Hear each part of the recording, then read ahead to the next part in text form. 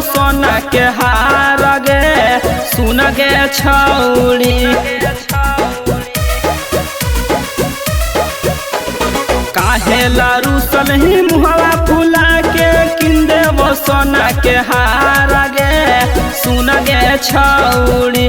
कि तोरा घुमैबौ नवादा बाजार गे सुन गे छौड़ी।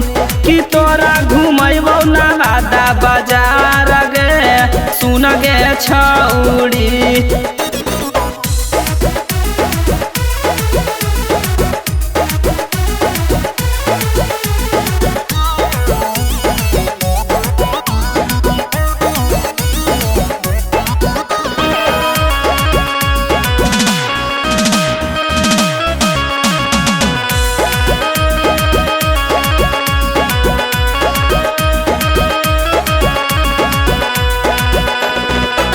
पटना के पायल छौड़ी नारदीगंज से नथिया हिसुआ से हार दिलैबो मानो हमर बतिया।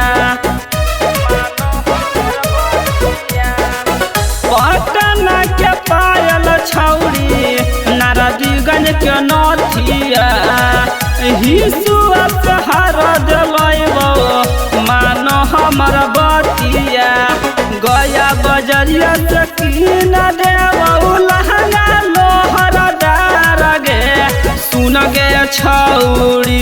कि तोरा घुमैबौ नवादा बाजार गे सुन गे छौड़ी।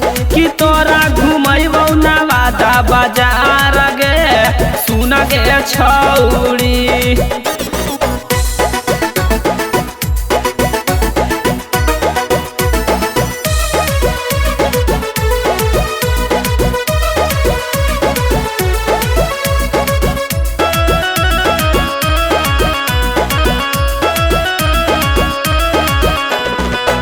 लाल पाउडर बिंदिया चूड़ी किन के ले देबौ पावापुर जन मंदिर तोरा के देखैबौ।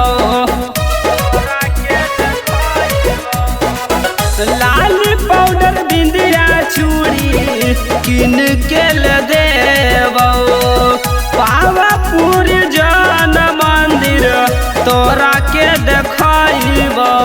राइटर कुंदनवा शंकर सवाली घुमैतौ मिथुनवा यार गे सुन गे छौड़ी। कि तोरा घुमैबौ नवादा बाजार गे सुन गे छौड़ी। कि तोरा घुमैबौ नवादा बाजार गे सुन गे छौड़ी। काहेला रुसल ही मुहवा फुला के किन देबो सोना के हार गे सुन गे छौड़ी।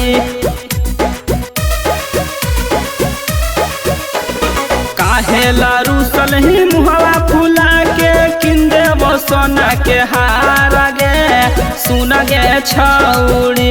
कि तोरा घुमैबौ नवादा बाजार गे सुन गे छौड़ी। कि तोरा घुमैबौ नवादा बाजार गे सुन गे छौड़ी।